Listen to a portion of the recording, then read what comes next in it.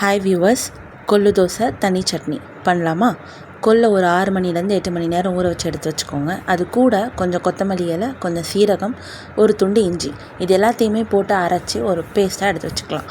So அதோட consistency ரொம்ப நைஸாக இருக்கக்கூடாது, கொஞ்சம் குறைன்னு எடுத்து வச்சுக்கோங்க. அப்போ தான் தோசை நல்லா வரும்.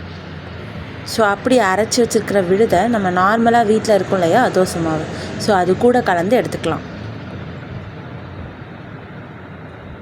ஸோ அதை கலந்த பிறகு இப்படி தான் இருக்கணும், ரொம்ப திக்காக இருக்கக்கூடாது, கொஞ்சம் தண்ணியாக இருந்தால் தான் தோசை நல்லா வரும். ஸோ அதுக்கு தொட்டுக்க இப்போ நம்ம தனி சட்னி எப்படி பண்ணலான்னு பார்க்கலாம்.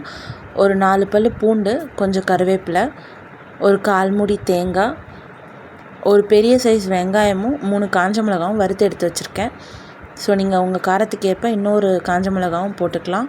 ஒரு கைப்பிடி உடச்ச கடலை.